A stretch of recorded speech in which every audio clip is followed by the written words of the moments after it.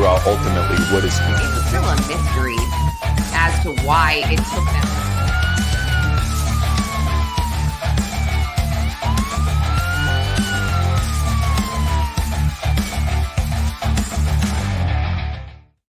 Good evening, everyone. Welcome to Primetime Crime. I'm one of your hosts, Lauren Conlon, and joining me as always is my favorite lawyer, Jarrett Ferrantino. Hey, Jarrett.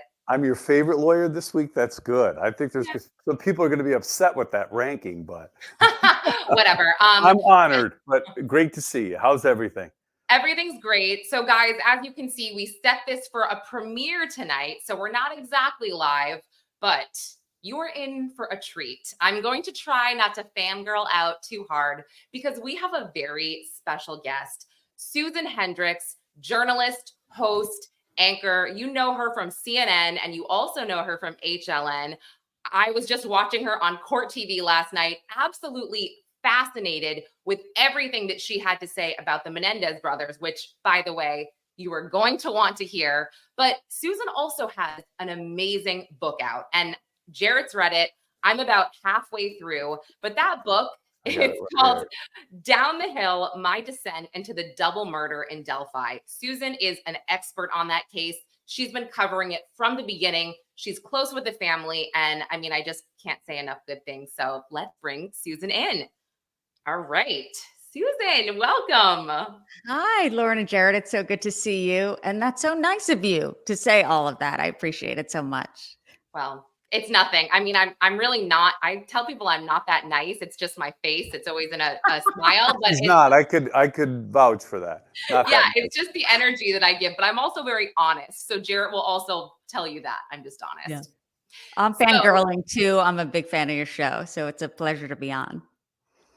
Wow, that is so nice. Thank you. I mean, we're going to get into a lot of details into everything that you're doing and you're covering. But just to kick things off really quickly about you, you've done pretty much everything. Not to put you on the spot, but what would you say your biggest accomplishment is thus far in your career? Oh, that's a good question. Sorry, I'm like, it's hard. It is a good question because I think, and you may feel similar, is just sticking with certain things because when you're young and you think you want to do this and not sure really how, because there's no kind of straight line to getting where you want to go in any career that you choose. But I remember after college thinking, okay, I know what I majored in. I'd like to be a reporter. My friends were moving to California. I went to Arizona State, so I moved there and took courses at UCLA and met someone there in the journalism department. And my first job was in Seal Beach, California. And it was a show called Santa Ana Now. And it was, I'd love if anyone had a recording of that. And my first report was on senior citizen lawn bowling. I'm not kidding. And I called my parents like I made it. So you did. I did.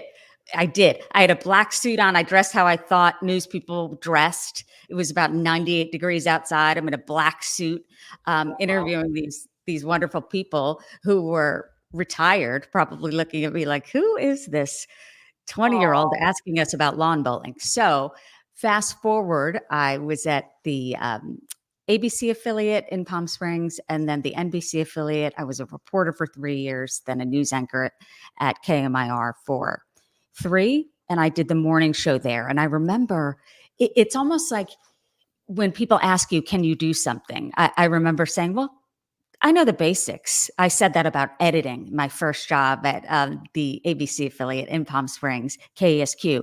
Can you edit? I said, I know a little bit. I knew nothing. Luckily, we had photographers back then, and this wonderful photographer shot the package, and it was about 1:20, and it took me 4 hours to edit 1:20. But I wrote down everything. He taught me how to edit. So I was learning as I went. And with anchoring, I said, I know the basics. Well, I just did Santa Ana Now in like a closet with a camera. So when I started anchoring, I knew I'd be anchoring with the sarcastic, funny, really tough, but in a funny way, guy named Gino Lamont. He's still there. We still keep in touch. But boy, was it training to the 10th degree. I sat next to him and I thought, oh my gosh, that morning, my blow dryer went out. I had like damp hair and we did a mic check and I'm used to being in the field. I'm used to talking like that. So on the set, I was like, 3, 2, 1. He's like, shh, you're in the studio. I'm like, oh my gosh. So every day I was on with him for 3 hours a day, every morning. And then you're kind of forced to feel comfortable and be yourself. And I remember hearing, just talk to the camera like it's your mom. I never understood that because I could never do it. It's just the more you do it, the better you get. I'm sure as being an attorney, Jarrett. My dad's an attorney. I remember he said to me, I didn't know where to sit at my first trial. So I just waited for the other attorneys to go. That's a good tip, actually. You learn as you go. So I think that's what I've accomplished. That's what I feel like I did. And I would tell my kids that is to stick with something. No one really knows what they're doing, especially in the beginning. So you're not alone in that. Well, and I'm sure as you've learned, as you've climbed higher, which you have, I mean, you've reached the highest points in media. Nobody knows what they're doing at the top either. Nobody does. Everybody pretends. And I think like I look now, like I'm looking at your career and what training could you have possibly had to get immersed in the Delphi murder like you did? Like there's no school that prepares you for the relationship you built, and we'll get into that. But like with Delphi and things like that. With that, Arizona, great school, Princeton, great school. Guess what? They don't have a class on that. You either have it or you don't. And baptism by fire and hosting the morning show is how you learn. It's that simple. It's like people always say, describe water to someone. The best way to do it is just get in the water, and that's basically it. Exactly. And I remember getting the call from my agent at the time, and she's still my agent, by the way, saying that Rolando Santos from Headline News will meet with you. It's in Santa Monica, so I'm in Palm Springs. He has 10 minutes. It's Monday morning. So I got there Monday morning, met with him. He said, okay, we'll fly you out to do kind of a test shoot on set. And I watched Robin Meade at the time. So I knew who she was and I watched everyone on that channel and I was so nervous and I really wasn't ready for it. But he's like, I'm not sure if you're ready, but if you move here, we'll use you for freelance just to kind of fill in. Fast forward 15 years later, I was still there. And boy, was I green when especially with the nerves. It's just the more you do, the more comfortable you get. And a friend of mine, he still to this day, John was the director. Now he works at the PGA, but he would say that he messed up. Like, oh, we got to do that again because the weekends were recorded. So I could do it again if I messed up. So I swear that's what saved me on going and going and going. So fast forward to Nancy Grace coming to the network and covering Casey Anthony. And she had covered Scott Peterson, of course, and was known in the crime world. And I believe she filled in for Larry King. And with Casey Anthony, I mean, the ratings just skyrocketed and it became Headline News became HLN and became kind of the crime network, the go-to place. So we covered Jodi Arias after that, and we kept on that with Forensic Files on HLN as well. And then one day I remember hearing about the girls I was on the set being missing, and their bodies were discovered the next day, 2017, in Delphi, Indiana. I'm on the set. Then fast forward about a year and a half later, I'm told they're sending me there to do more of a long form piece on this. They wanted to start sending out the anchors to do various stories. And that's when I first met Libby's family and then went back several times after and then became very close with them, and a different perspective all around did I get when I was there. Very different than being in local news, kind of on the news cycle, doing a story, having 2 minutes for that, and the next day a new news cycle. So this allowed me to really get to know the people.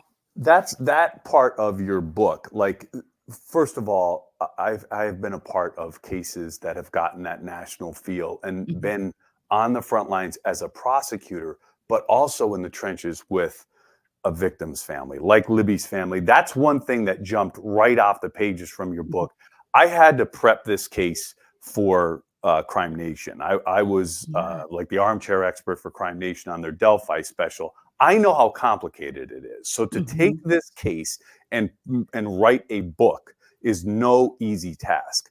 But what really was special about your book was not only is it told from the perspective of you as a journalist, and it was very real and very raw. It tells the story of Libby's family and your relationship with Kelsey and the struggles and just the difficulty as this case drug on. It's truly a 360-degree like view of this case. And let me ask you this. When you're inside of a case like that, doesn't it make the case feel smaller instead of how big it is in the rest of the world? That's an excellent point. It really is. I picture like a lens, and you kind of zoom out when you're thinking about the national stories. I can also equate that to the Gabby Petito story, meeting her family. It's like when you zoom out and you see all the attention, and then you zoom in and you say, wait a minute, we have similarities here. I see it from their side. And it was a whole new perspective for me. I use the analogy of a lens, but for once I was behind the lens, not saying that it was my grief or my story, but a different perspective to see it from their side and they not only invited us into their home with CNN. In the beginning, especially law enforcement too, everyone was very open. The more attention, and I don't blame them, the more closed off law enforcement became. But Becky's family, I mean, really, they were always so open with us. Libby's family, her grandmother, Becky, her grandfather, Mike, and the extended family and Kelsey. So you're right. From that moment that I met them, it allowed me to see the kind of sadness that was in their house, saying, look, her laughter filled this house. It's no longer there. Her room, her sneakers, the sticky notes she would put around the house for the family. And you really saw kind of the day-to-day. When the cameras go away, they're there without Libby. And that's just it too. When the cameras are gone, and by saying it makes it smaller, I don't mean that this case isn't massive and more intimate. I see what you're saying. Absolutely. But it's just, they're simple folks. Their lives were, raising Libby was a major part of their lives. And those sticky notes, which you describe in your book, my little girl does the same thing. And you're like, God damn, like that really brings it home for someone. Like it's easy to look at the outside and it's another murder. These are kids that you could be disconnected from. Once you're in that situation and you watch, and I think it really gripped you, right? I mean, you were feeling this story beyond typical just reporting on it. Yeah, my daughter was a lot younger then. Now she's 14, the age that Libby was. And now I look at her and I see Libby in her. I see the age and I'm thinking, oh my gosh. And you connect yourself with it, saying, what if I were in their shoes? Of course, that's empathy, being able to connect with the family. And I remember seeing when it was called the Snapchat murders, as you know, from the start, because of that picture of Abby on the bridge that Libby took, I thought of myself and my sister. We grew up in New Jersey. Behind our house was what we'd call the brook. And we'd say, we're going down the brook. I mean, I can't tell you how many days I spent down there in jean shorts, Keds, no socks, in essentially sewage water. And we would walk on these pipes and play hide and go seek. And we were down there for years. And I thought about my sister and I when I first saw Abby. I remember that before I even met the families. And then you start to see it unravel, the case, and exactly you understand, or you try to understand what happened to the girls and who would do this. And everyone always asks me, and I know with you both, that the question why, and you never have a good answer. You never really know why, even if there is a quote unquote motive, it never really makes sense when innocent lives are lost. But absolutely, you connect with the story. And that's exactly what I did. And that's when I decided I'd like to write something on this perspective, on this side of the case that no one really hears about, the intricacies of getting through grief day to day and really trying to talk to the public and trying to get the word out there that they were still looking for the guy that did this, that sketch. Yeah. And I feel like working with the families one-on-one like that so closely, it really changes your reporting. It changes the way that you report the facts. You tend to, like you said, you have empathy and it comes across in the way that you write and the way that you speak about the case. One thing about this case, though, that I feel is very interesting, and you working with the family, you probably have some insight into how they're feeling, is as of right now, Richard Allen is still innocent.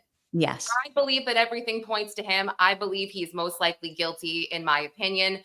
But his treatment so far in jail. I mean, it's been questionable. So how do you report Richard Allen's, I guess, his constitutional rights possibly being violated without hurting the family? You know what I mean? This is all part of the case. That's a great question, Lauren.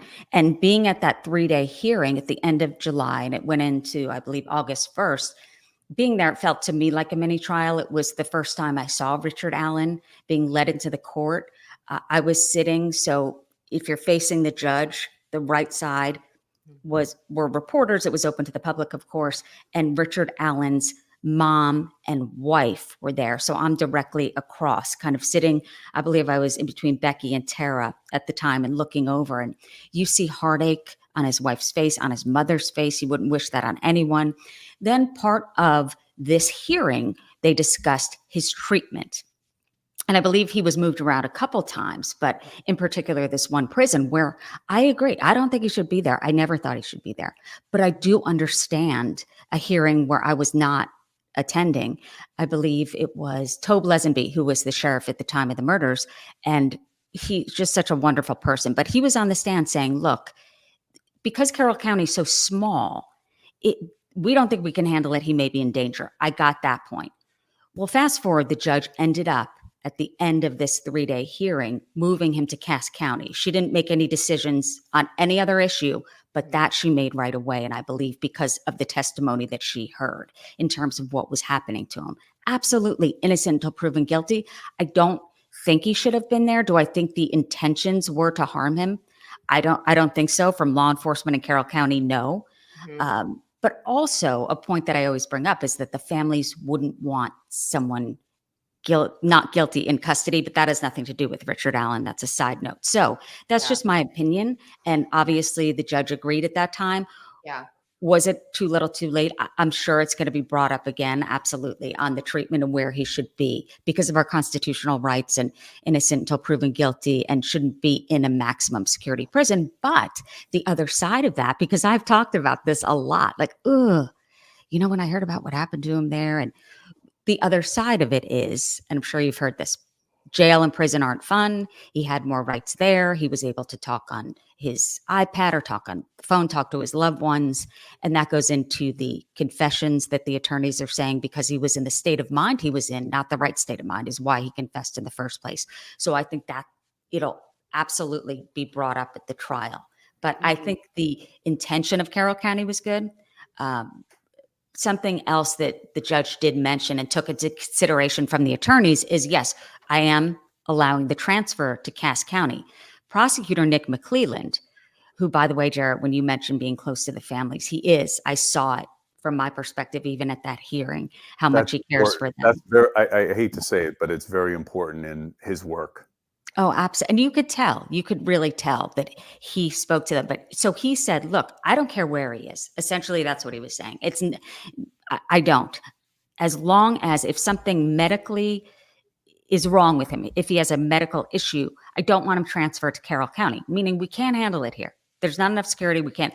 And the judge agreed to that, or the other side. I'm sorry. Wasn't one of the issues, Susan, though, and I've been in those fights where I had a serial killer who escaped from our jail, and there were jails that literally banned this guy. Nobody wanted him, right? Wow. So that's a fight where the judge's jurisdiction gets a little murky. But wasn't one of the major issues that Allen's lawyers were saying, in addition to his treatment, they couldn't get access to him. So they needed a facility where they could meet and review paperwork with them.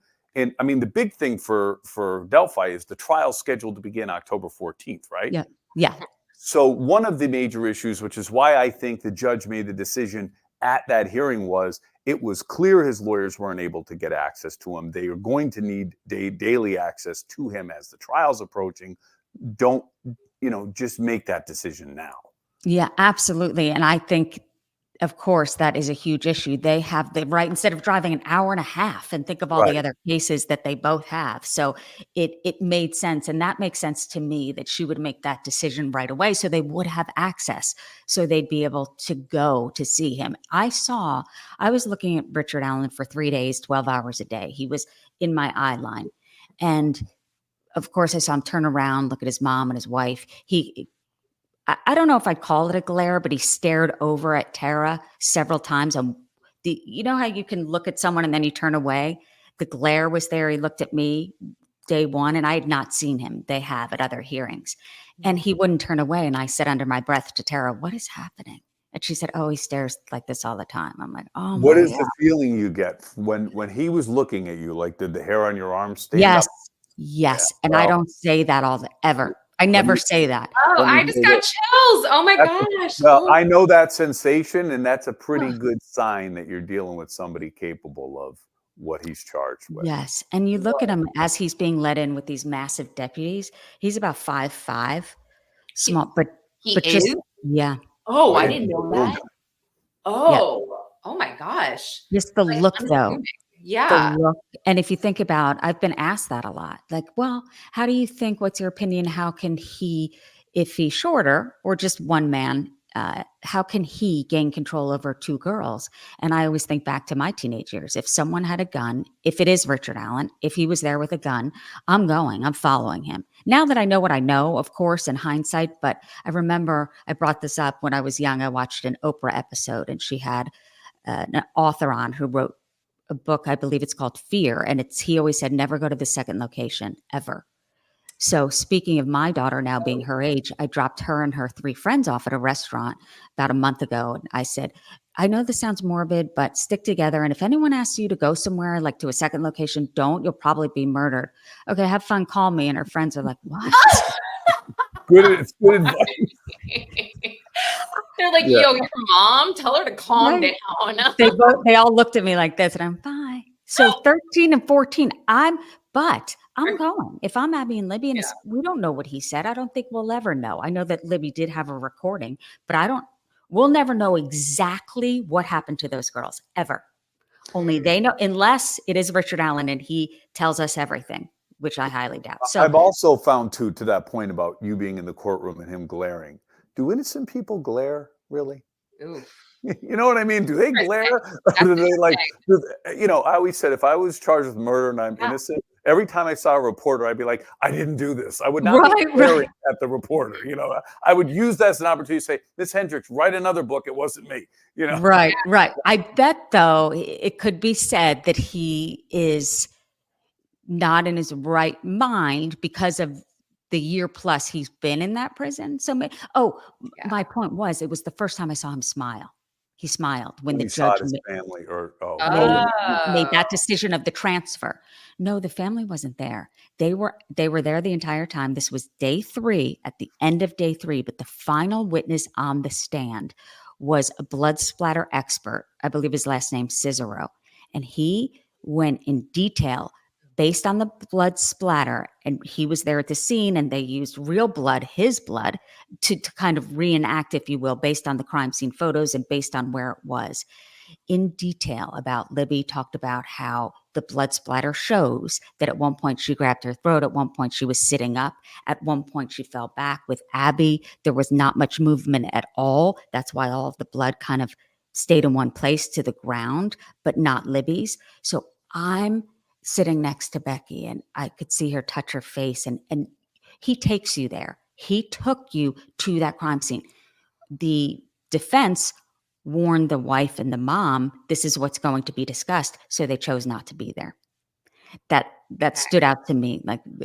But in the confessions, another witness who was on the stand a day before, he said, look, I've listened to all of 600 hours of Richard Allen on the phone with family members. He said, and things started to shift in March. And March is where he started to confess.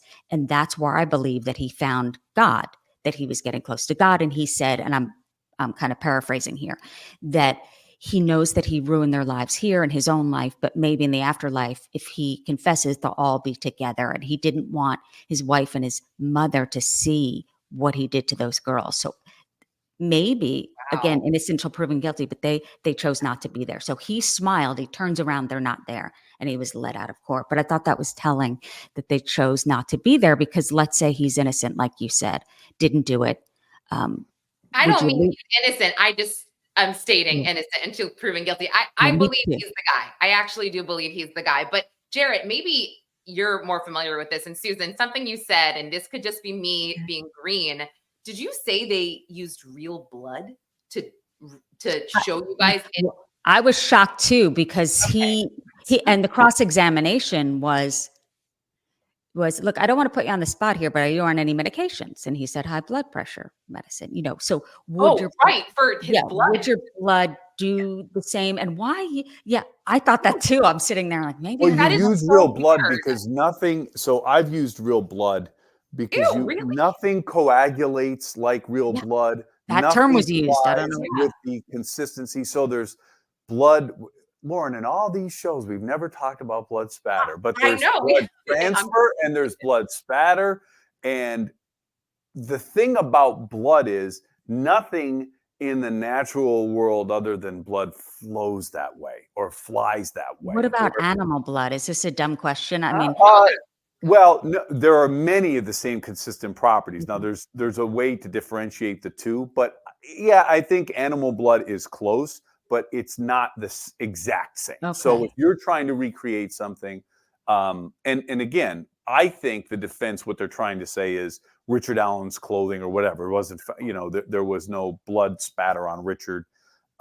Before we get into the crime scene, though, I wanted to make one last point about the prison situation. Yeah. In the prison populations, jails more so than prisons themselves, the punitive wings of a jail, that RHU, is also often the same spot they hold protective inmates because they just don't have the room to hold people in solitary. So it's almost like a high profile protection. Yes. So like a protection is sometimes solitary confinement, which ends up being punitive. Richard Allen has essentially been in a prison, inside of a prison, since he's been incarcerated. He's typically alone. They had video cameras on him. So you could imagine, I had a serial killer who had video cameras on him 24/7. It drove him crazy.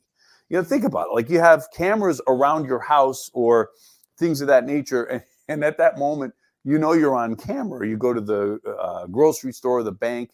Imagine 24/7 when you're going to the bathroom, when you're sleeping, when you're doing anything. Richard Allen is under surveillance. That's a jail within a jail, and it will wreak havoc on your mental. Yeah, that was, now that you explain that in such a way that I grasp, that was mentioned a lot. You're right, from the defense did you watch the cross-examination of the law enforcement on the stand who listened to 600 hours? He was under surveillance 24 hours. Yes. Did you treat other inmates like this? Did you watch them on camera 24/7? Is there a deputy on another particular prisoner? So you're right. And I don't know if you know criminal defense attorney Joey Jackson or not. Know of him. Don't know. Oh, wonderful guy, just as smart as you can get. And he always said to me, because we covered certain trials together, Susan, it usually comes down to the battle of the experts. So the experts are key on the stand and who the jury believes. And there's always, when the blood splatter expert was on the stand and he's asked certain questions and it's horrible, and then the cross-examination of, you're on blood pressure medicine, how do you know that you weren't there soon after the crime? So this is years later that this was done. Why wasn't it done sooner? So exactly. It will be interesting to see what happens in court and what the jury believes. It comes down to that. While we're talking experts in Delphi, let's talk about the cult and that angle in the defense, because the defense presented a cult expert, and Lauren and I had talked about this, but tell us basically, what was it like? What was the nature of the testimony? How did you feel listening to that and seeing it in person? Were you shocked? I just want to know, did your jaw, were you just like, what? I mean, what? Well, I was shocked when the Odinism theory got out there. And I was at CrimeCon. It was September. It was in Orlando. And there's a gag order.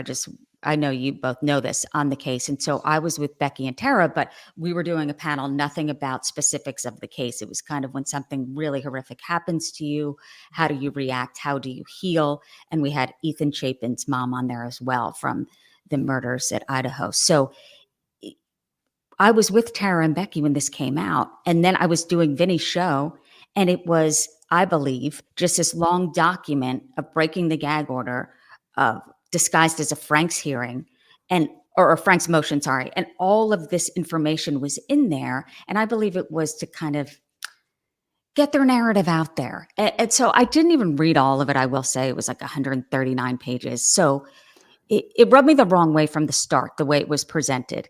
And but Well, it fast comes, forward. Susan, before you get it. So it came down to this. So oftentimes when there's a gag order, um, prosecution and defense reveal facts of the case in filings. I mean, it's just, and they're doing their job, That's but in true. a sense, it's explosive because I used to file stuff and be like, holy shit, when this comes out. Oh, so nobody it's knows not, this. I'm learning something here. Obviously, it's public because we saw it, Right. but can it be private or no? Yeah, You- but see, if I'm defending this case, now look, I'm going to put Yeah. on my defense hat. I'm like, look, I'm pursuing a legitimate defense. And here, just so we could summarize for our viewers and Yeah. listeners, the defense in the Delphi case is saying the following.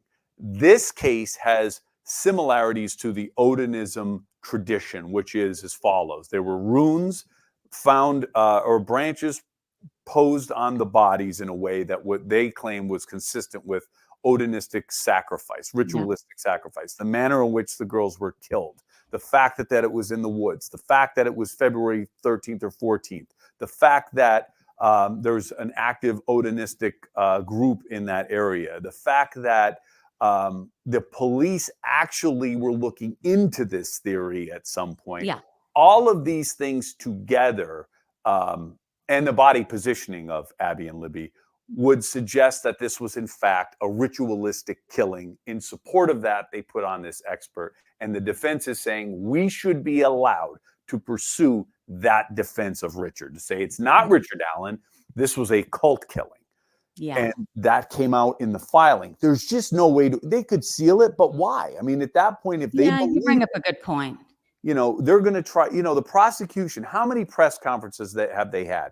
I thought the sheriff was going to rip that podium off he's crying. I love these guys. They're into it. But at the same time, When they were announcing someone was in custody? Bridge Guy 2. When the Bridge Guy 2 conference came out, and it was like a WWE press conference where they're like, you may be here. I was there. Yeah, I was I know. It was awesome. Road sitting there. We think you Wow. may be in this room. It was a lot of theatrics. If you saw it in a movie, and I don't mean theatrics in a bad way with law enforcement, I mean it was passionate. And I think obviously on purpose, but you could have never expected that. If you saw it in a movie, you'd say, this isn't real. Come on. Right. So my point is, like, these guys have had their day.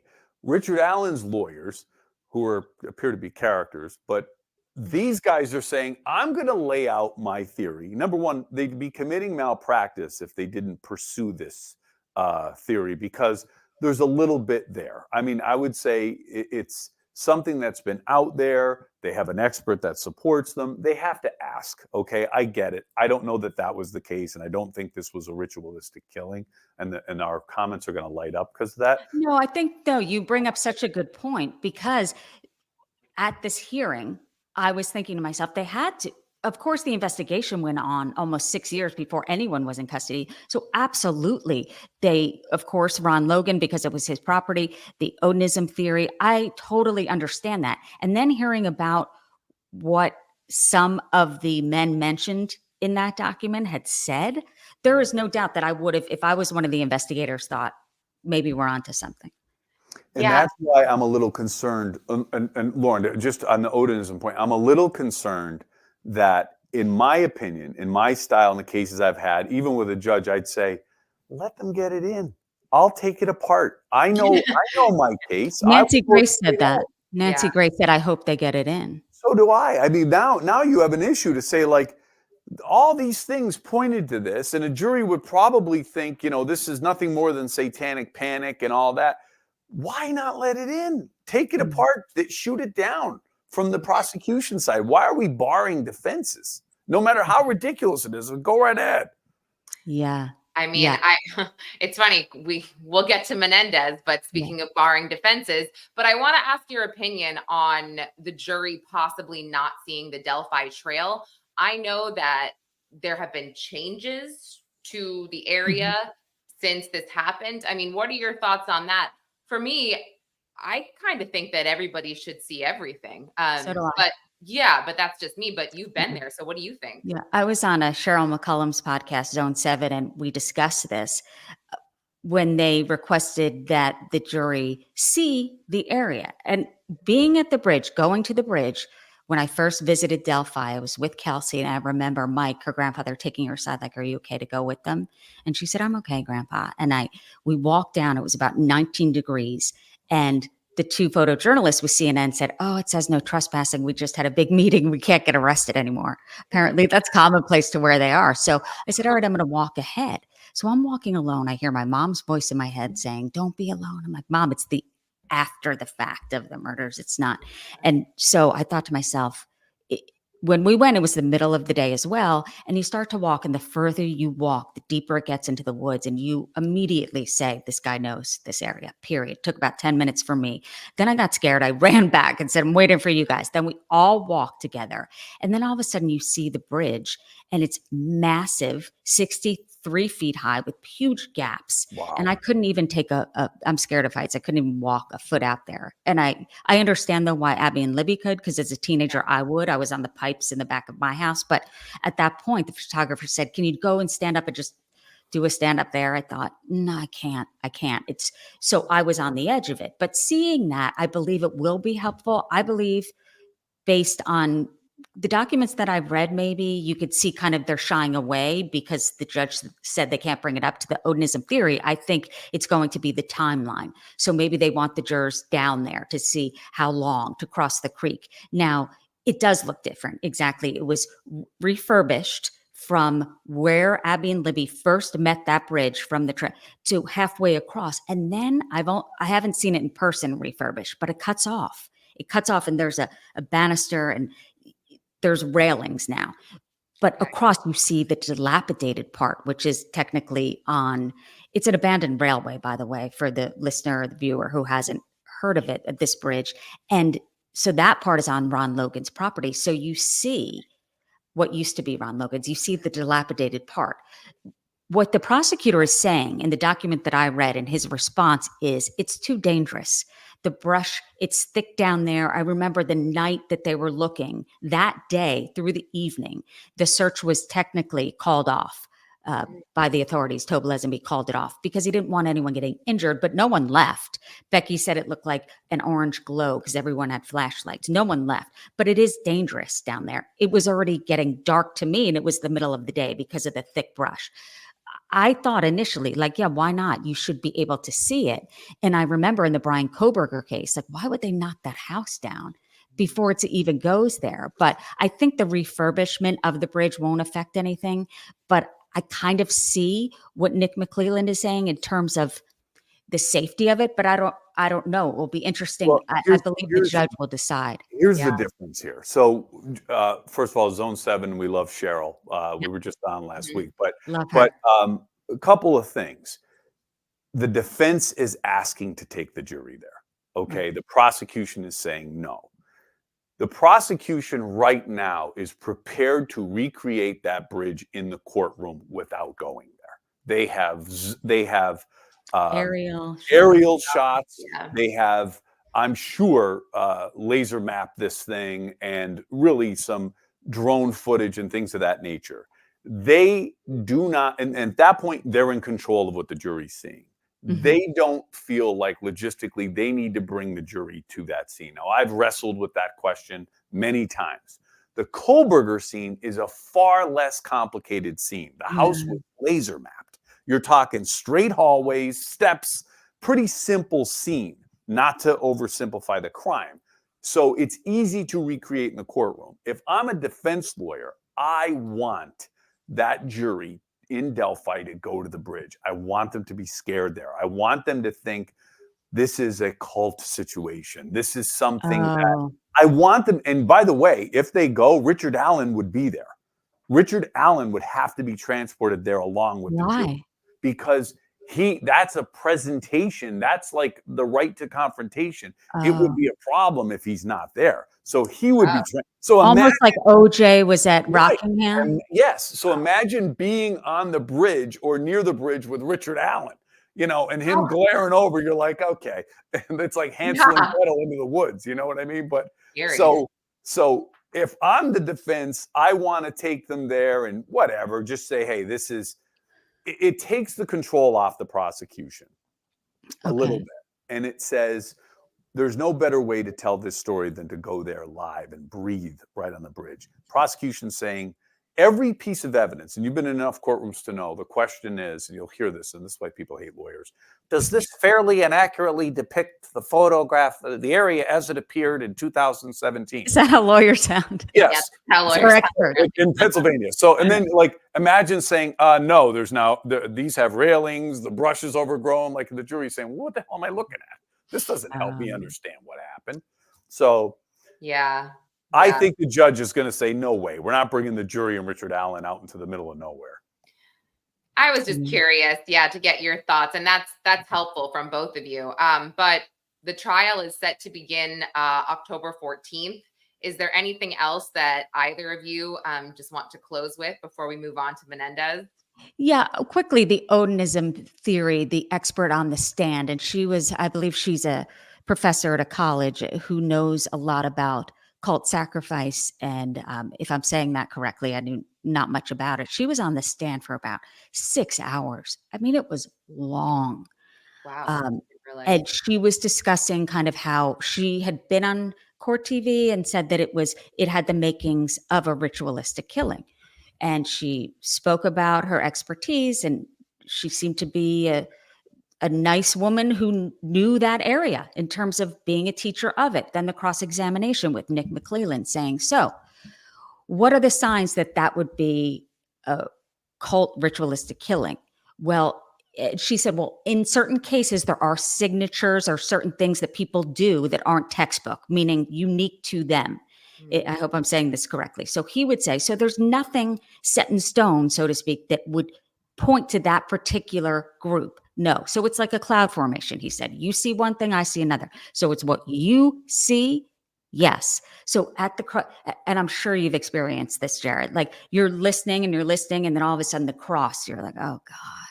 You kind of, I felt for her. Right. She was on there for so long, but the theory kind of went away. It's exactly what you and I would see there. Could it look ritualistic to one person? Absolutely. Could the sticks have looked like horns or certain things to certain people? Yes. And then I go there and I say, it just looks like he threw some sticks. So it's all about perception. And that's how it ended there. So I don't know. I know that it's not allowed in now. That was decided after that. And I think if it was or finds its way in, because things may come up that they have to revisit that particular. And they say, strike ruling. that, jury, unhear it. How can you unhear it? Right. Or something like that. But at least we know where McClellan's going with it. He'll take her apart, which is why I said, let it all in, save the appeal issue down the road. Yeah. Because I think he can handle it. Yeah. But before we leave Delphi, I just want to say, Susan, your book was fantastic. It's called Down the Hill, and I got it on Amazon. I stumbled across it because I was looking for a Delphi book, and it came up first. So it was great. And Down the Hill is what Bridge Guy was recorded saying to Abby and Libby on that fateful day. And the book is awesome, and it really tells an inside perspective. I thought I knew everything about Delphi until I read your book, and now I know a hell of a lot more. So. And I'm learning so much from both of you. I had one more question for Jarrett. If there was to be some sort of plea deal, so as of now, as you both mentioned, it starts on the 14th, 3 days of jury selection in Fort Wayne, Indiana, and then they'll be bussed over the jurors to Carroll County to be tried at Delphi because they didn't want it to be a hardship for the families traveling to Fort Wayne. So if there was some sort of plea deal, would we have heard it by now? And can it happen the first day we're supposed to be in court? The bad news is it could happen during the trial, and I've had it happen. So there's no telling when. I would take this approach. I would say to these lawyers at this point, Richard found God. Richard, on these admissions, wants to come clean and has a hope for the next life. The way to do that is save these families a trial. And if that's truly what he wants, come in and just plead guilty, make everybody's job a little easier. Okay, so it could happen during. Okay. Oh, it could happen during. It's not likely, though. Do you think they would do that? I feel like they think they have a shot. So I feel like maybe that wouldn't happen. Maybe after the Karen Reed verdict. I mean, everyone has a shot. It just takes one juror. Not that I'm comparing the cases at all, but meaning that right. You know how that works. Do you know what I tell families now? I met with a family, even though I retired, I was meeting with a victim's family, just advising them on a case that I had. And I said to them, Donald Trump was shot in Butler, Pennsylvania on a stage. If you interviewed people that were there, everyone saw something different. Wow. Okay. Wow. So now we're going to trust. By the way, it was live on TV and everybody was arguing whether or not he was even And there, people right? still say it didn't happen. So We're still talking about Kennedy, right? Yeah, 12 people who couldn't get out of jury duty, right, are going to see this the same way with all this smoke and mirrors. Now, I have that conversation usually when there's an offer on the table and I'm trying to, you know, push the plea. But again, I'm reading the tea leaves here. I don't see this case resolving. It's clear this thing has been headed toward a trial, and it's going to be some trial. Yeah. And by the way, Susan, we always joke, Jarrett, it's this thing. We can't get through an episode without bringing up Karen Reed's name somehow. Oh, no. It's really funny. Somebody Jarrett, loves to bring it up. He's like, we cannot. I brought it up. I brought it up. Right, That's Susan. why this is so freaking funny, because somehow she always manages to Get in. Yep. our episode. But no, this is, so just so everyone knows, I'm going to have the links to Susan's website and her book in the episode notes, so you know where to find her and purchase her book. Because like I said, I'm reading it digitally right now, and I'm so impressed, and I'm just so into it. But speaking of not allowing certain defenses, we can go on to Menendez. I did see you last night on Court TV. You're amazing. Your insight into this case, and just, gosh, you've been on it from the start. And something amazing that you told me is that your sister went to school with Lyle, and you actually said it on Court TV as well. And when you said it, Susan, I wanted Vinny to be like, whoa, need to hear more, but he didn't ask you to divulge more. And I was like, wait, stop. So can we just start with that? Because I'm fascinated. Yeah. I grew up in New Brunswick, New Jersey, and we went to high school in Princeton, New Jersey, about 20 minutes away. And my sister is a year older and went to Princeton Day School and was a freshman, and Lyle was a senior. And she remembers him, it was a small school, being on the cover of like the Princeton Day School magazine in tennis whites, and they were both great at tennis. Well, fast forward a year, we're at the East Brunswick Racket Club, and we played tennis there, my sister and I and two of our friends, and we would go there on weeknights, and we met a gentleman named Merrick, who was the tennis pro for the Menendez brothers. So we hung around him. He was about, I think, 18 at the time or 19. We were much younger. So he would take us to the movies. He had a license and drive us around. So he would tell us about Eric and Lyle, and my sister, of course, knew of them both. This is before they lived in Princeton for years before they moved to Beverly Hills.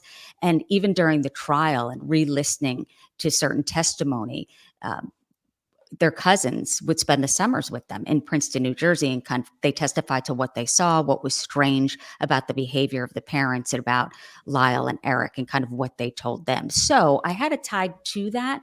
And being that young, and I remember seeing the People magazine cover of Murder in Beverly Hills, and cops say they did it for money.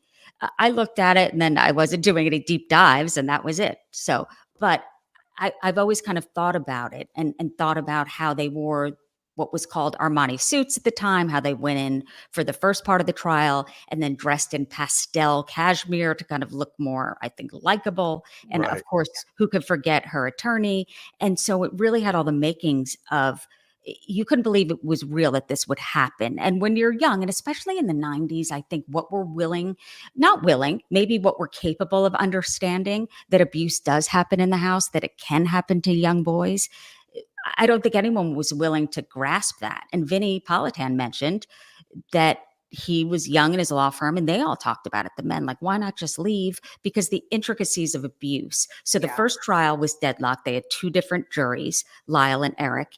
And I've gotten to know Hazel, who was on the first jury for Eric, and said she went in too, knowing that People magazine cover, thinking that they killed for money. She said, and I kept waiting for the ball to drop in the trial.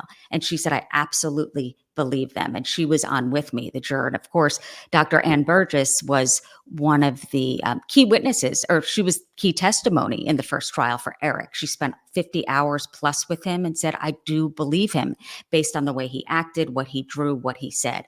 But as you both know, it was a mistrial. So fast forward, second trial, this is my opinion, that Gil Garcetti, they lost the OJ case. He was furious. They weren't going to lose this, and they didn't allow 90%, 99% of the abuse of what they say happened to them, what I believe happened to them. Because what stood out to me then and now was Kitty Menendez's sister was on the stand for the boys. Jose Menendez's sister was there saying, I believe the abuse. This is what we saw in the house. Maybe we don't know exactly what happened at that time, able to grasp it. But Hazel pointed this out to me. She wanted to make it clear, being on the first jury for Eric, that it really was down the line of the men and women and their decisions. The men wanted murder one, the women wanted manslaughter. So it was never let them walk for killing their parents. So by no means am I saying that's okay to gun down your parents no matter what they do. I'm not. But I feel like if it was manslaughter, they'd be out 10 years ago. So I'm just saying they should have a shot to get out. Some people may disagree, but I see an opportunity for a plea here, Susan. If I'm the DA in LA and I'm confronted with having to redo this, I would go to them and say, look, you guys admit you did this. Mm-hmm. Okay. You've been incarcerated for 25 plus years at this 30. point. Mm-hmm. 30. So you've been in 30 years. Are you fact checking me in the middle of this? You just gotta. So People, 30. That's with Menendez, man. You got to get it. 30 years they're in. I mean, look, so take that with this abuse situation out there, okay? Mm-hmm. That looks like a hell of a long time to be incarcerated. Mm-hmm. And I think if I'm looking at this, I would pursue the possibility of that. Mm-hmm. I don't know that either side is going to be willing to do it. Well, they were granted something.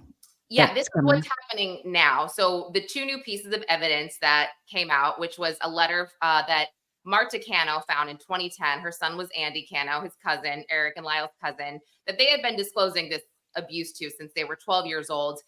Andy sadly passed away in 2003, as you know, from a drug overdose.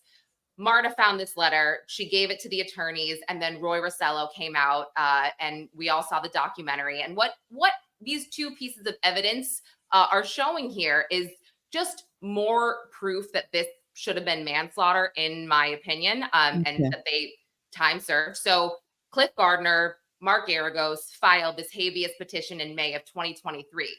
Now, per the Menendez brothers' Facebook pages that are run by their families, the DA is supposed to make a decision on this in 60 days or in November. Mm-hmm. There's a possibility that they will request some kind of extension, I guess, but I'm hopeful that something will happen at this point. And something else, I guess, that I keep thinking about is like, if this all was a lie and they lied about it from the start, you know, it's been 30 years. Wouldn't that come out that they were lying or this didn't happen? I mean, you have the trial, family members corroborated this story. Experts that treated them corroborated this story. If it was false, we would know by now. I feel like I don't see how you can keep this up for so long. And just the simple fact that, you know, not comparing cases, it's different states, but God, these guys are probably sitting there like, cool, Gypsy Rose is released and she's like a celebrity now. And we're sitting here, we had a horrible experience, you know, with our parents and you know, this is it. But one last thing I want to say about that, I feel like if Lyle didn't go back and reload the gun and shoot his mother in the face so brutally, I feel like they may have had a better shot there. I just feel like the prosecution did a wonderful job at pointing this out. Like, this was not great. You know, your dad did this to you, but like what you did to your mom was super savage. But Kitty, I mean, I watched that entire trial. Kitty abused them in a different way.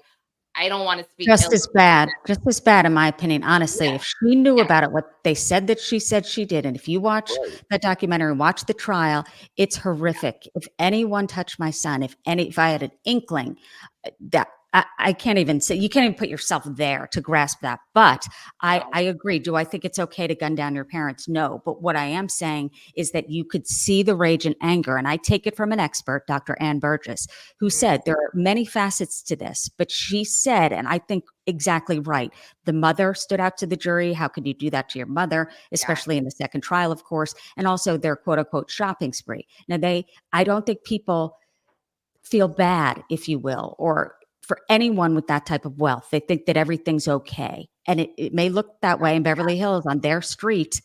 I think it was Elm Drive. It looks like it's perfect inside, and it's anything but. So I think that it's all about perception. And they're good looking, they have on nice suits. Oh God, they're entitled. They just wanted 4 more Rolexes. And Burgess described this, because I interviewed her about this, that no, that was more of a control thing. Like, he's finally out of our lives. So, but optics are horrible. You go out, you buy near my high school, the Hunt School of Princeton, there was a wing place everyone loved. They bought it, Chuck's. They bought 5 Rolexes. They bought a Porsche. So it's like, oh, what's happening? But Lyle spent almost $500,000. I'd spin it as freedom from their abuse. I mean, if I'm no, you're right. A celebration because they're free of parents who tormented them. I mean, you could spin that any way. I mean, I got so angry after watching that Menudo Menendez. Even the word abuse at this point, now in 2024, we could say, no, these boys were anally raped by their father. Like, oh, yeah. And so something else that's interesting is like Pam Bosnich said, men can't be raped. And so I'm sitting here and I'm like, okay, men can't be raped. She's saying this in 1990. Why is this not something you could flag legally and be like, hey, she said this and this is not true. There's medical records, of Lyle in the ER. I was going to say, I feel like it's the terminology. They should have said they were sodomized. That would be the term used. And but the thing is, like that. So when we look at, there's a cleansing of this. When you say, molestation or abuse, there's almost like a reduction that happens in those words. Sometimes the grittiness of the details really go a long way in conveying how horrible this truly I think you can call it anything you want in the 90s, and no one was ready for that. We weren't educated enough to know, or maybe it just wasn't discussed. Don't ask, don't tell back in the 90s. But he was 17. So picture this, Lyle 17, he's going to UCLA. He can't wait for it. He's getting ready to go live on campus, and the father says, no, you're living home, which meant to him that the abuse would continue. Yeah. And I do know that Lyle knew at the end, but Eric was taught to keep secrets, and he didn't tell Lyle the full extent of this. And then it was told after that. So this was chronic, continuous, horrific abuse, and the mother knew for so many years. What if a stranger did this to Eric? It would be different. What if they didn't live in Beverly Hills? Right. What if they didn't have that facade on the outside of their home? Would it have been different? I think they served their time. And, I agree with that too. And it's interesting. There's one of the many documentaries, I believe it's Menendez Murderers or Misjudged, but Lyle said something that I found to be just so important. He discusses how he was grateful that his family members got up on the stand, told the truth. One of his uncles, I believe it was Andy Cano's father, had said he witnessed Jose whisper something into Lyle's ear when he was 5 years old, and Lyle became very upset and wet himself on the spot as a 5-year-old, and Jose dragged him away, and Jose punched him in the gut like you would a grown man. And his uncle said, you can't do that to your kids. Like, I can't sit here and watch that. And Jose pretty much said, well, I'm going to do what I want. If you don't like it, get out. So his uncle did. They never came back. And here they are testifying at their murder trial. And Lyle's like, this is all great, guys, but it's a little too late now. Like, where were you before we went to this level and stooped and committed these heinous crimes? And so you do have to, I guess, compartmentalize some of the, it's because it's, and especially it's so brutal. That was early 80s, I would say, when they were that young. So 80s, it's kind of what was acceptable back then. And it's kind of stay out of my business. Right. And I know that they showed in the latest movie that people are upset about because of how they portray the sons, but they showed that the father may have been abused when he was young. But I'm sorry, obviously that's not an excuse. Yeah. But what happened in that house, when I read the details, and it's so horrific that when I was on Court TV talking about it, I even got upset thinking about it because it's harming an innocent child. And it happened for years, to where I almost feel like they felt free even in prison. They weren't in that house in Beverly Hills where everyone thinks they want to be, but not in that. Who were the monsters? The parents, in my opinion. Oh, totally. And it's heartbreaking to hear Eric just, Eric was not the favorite son. He was considered weak. Jose really came down on him a lot and always, would just compare him to Lyle. And Lyle was the strong one. And he would rape Eric, and Eric would cry. And at first, when Jose was introducing these horrific rapes, he would say, it's because I love you. And Eric would almost feel like, oh God, my dad loves me. And then after a while, he would do this to him and Eric would cry. And after the rape, he would say, well, why can't you be more like Lyle? And then you've got this child here. I mean, it makes me want to fucking throw up. Excuse my language. It literally upsets me to my core. In my opinion, there is nothing worse than child sex abuse and child abuse. There's nothing worse. Nothing worse. And Dr. Ann Burgess, they needed that expert. They needed her on the stand. That's why I believe they were deadlocked, because again, it was the 90s when this decision was made, where she said, this is what happens. This is what happens to the mind when this child is a baby, 5, 6 years old. They are not what a normal functioning adult is. What came first? The parents, the monsters. Then came the abuse, and then they did what they thought they had to do. They were in fear. So and now that's they're my stuck belief. in jail for decades, which just And think about the penalty phase, Jarrett. I mean, can you imagine if your life is on the line and they are not allowing a full testimony from somebody who treated you on your child's sex abuse and how your brain is? I mean, it was called the abuse excuse. It was made fun of on late night TV. As that case law has evolved, every death penalty case I've done in that portion of the trial, in the mitigation phase, elements of abuse, if a defendant hit their head, anything is fair game as far as that's what kills me. I know, that's what kills me. And so this is random, but I don't even know if I should say this out loud, but I'm going to do it anyway because it's not happening. But Jarrett knows my friend. He's a defense attorney, Arthur Aidala. He defended Alan Dershowitz, who wrote the book, The Abuse Excuse. And this was based heavily on the Menendez brothers and their testimony. And he went on late night TV talking about it. And so I was like, Arthur, I need you to hook me up with Alan. So Arthur, this guy sends me Alan's cell phone to text him. And I'm like, this feels highly inappropriate, but I'll just do it because he said, okay. So I texted him this long text. He literally writes back, I have no knowledge of that case. And I said, are you making a joke? I believe you're very knowledgeable on the subject. I'm reading this of Eric Lyle Menendez. And then he wrote, it's not current. And I was like, well, then I will explain everything to you if you would like, sir. He didn't write back, but I mean, I have a copy of that book. It's not, I get where he's coming from, but it's not one size fits all. Let's just say here's the thing. The abuse excuse is a legitimate defense too. I hear that, I'm like, okay, it's an excuse. It's a justification excuse here. They're using it as an excuse. They're saying, we did this. Here's why. Okay. Doesn't necessarily mean it doesn't carry the day.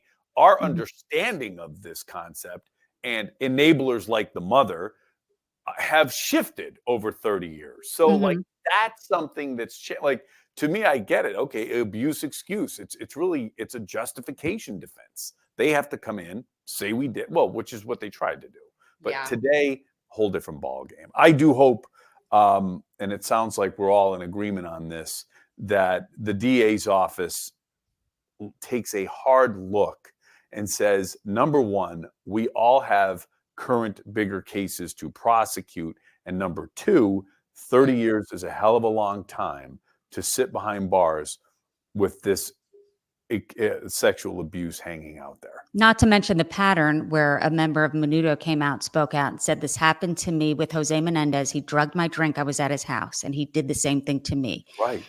And so if that to me shows a pattern, it shows that these kids in Armani suits were not lying for a portion of Rolex. I mean, really.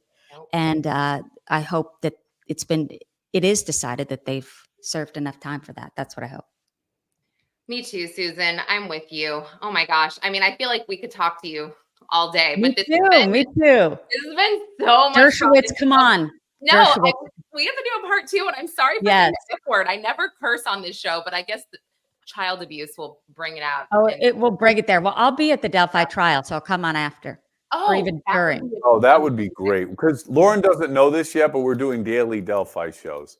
Oh, Just in So, case you didn't okay, know I yet. could be on. I'll be there every day, If all I day. have to talk to myself, I will. yeah, no, that would be so cool. That would be great though if we could get you right after outside the courthouse. We'll That'd just, be awesome. Yeah, Yeah. we'd love it.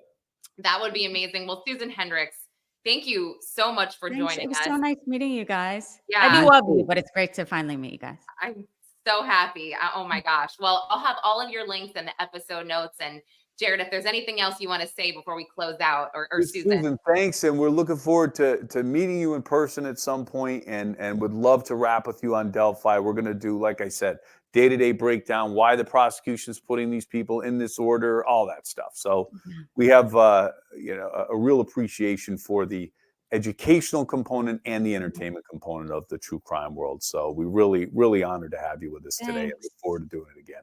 You guys are easy to talk to. Thanks so much. Thanks, Thanks. Susan. Bye. Bye.